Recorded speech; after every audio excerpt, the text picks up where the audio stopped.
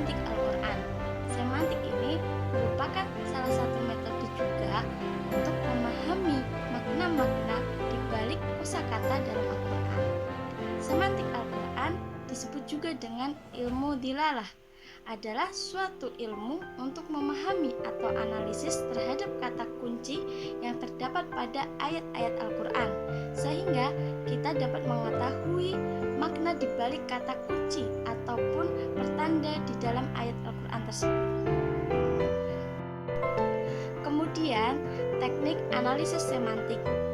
Pertama, seorang peneliti harus memiliki satu pokok term ataupun frasa ataupun kata yang ada dalam ayat Al-Quran sebagai kata kunci penting. Kemudian, gunakanlah metode sinkronik dan diakronik, yaitu metode analisis sejarah tentang sejarah istilah-istilah kata kunci yang telah dipilih tadi pada saat sebelum turunnya Al-Quran, yaitu pra-Quranik, kemudian masa turunnya Al-Quran yaitu Quranik, dan setelah turunnya Al-Quran yaitu post-Quranik. Kemudian tentukan makna dasar dan makna relasionalnya, serta makna struktur, batin, dan medan semantik. Nah, dalam analisis semantik ini saya mengambil ataupun memilih term atau kata jahiliyah sebagai kata kunci yang akan kita bahas. Yang pertama, makna dasar. Makna dasar diartikan sebagai inti konseptual dari sebuah kata yang artinya selalu terbawa kata itu sendiri. Nah, kata jahiliyah ini berasal dari kata jahala yang mengandung arti berpaling dari atau menjauh. Kemudian lawan kata dari jahala adalah khifah, yaitu kurang berpikir.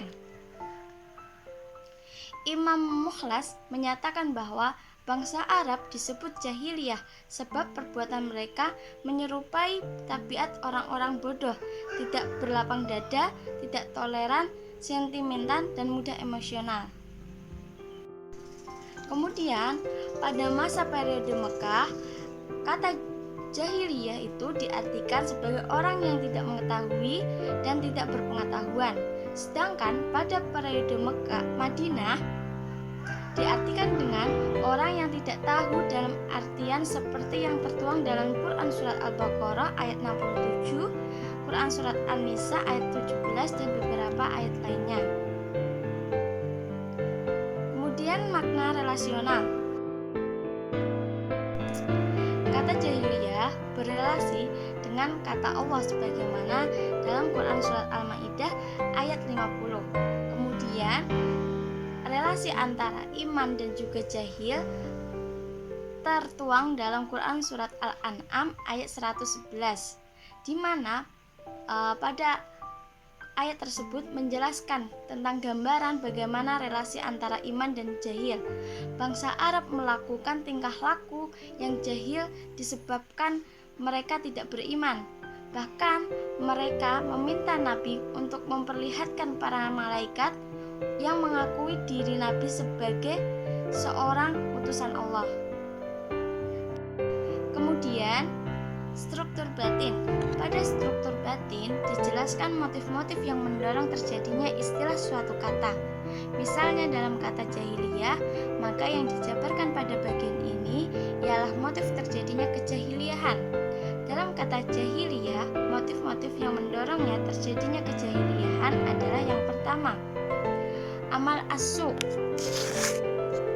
perbuatan buruk, dan ahammu, cemas, seperti yang diterangkan dalam Quran Surat Ali Imran ayat 154 yang menjelaskan mengenai perasaan khawatir dan cemas, salah satu tindakan yang mengarah pada tindakan jahiliyah serta seakan-akan yang bertentangan dengan Islam.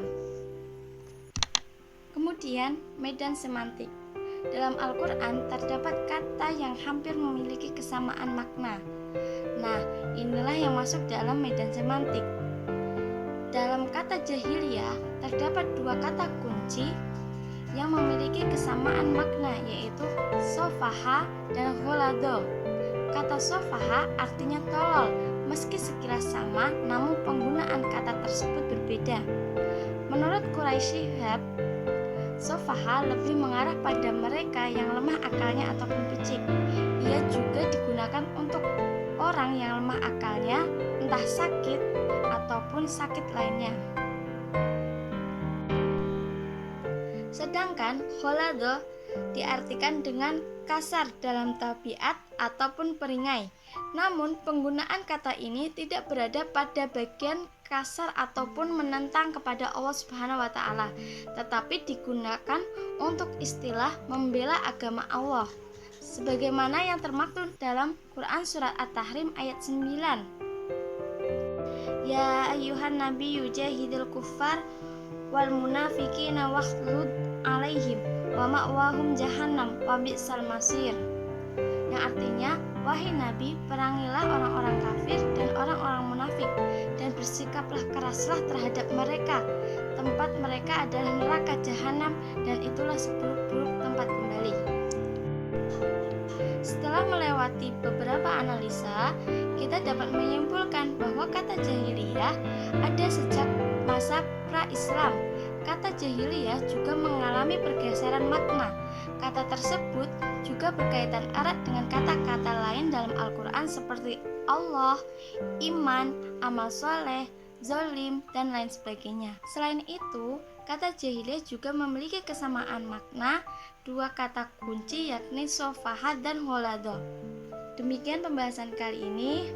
Kurang lebihnya mohon maaf. Wabillahi taufiq wal hidayah. Wassalamualaikum warahmatullahi wabarakatuh.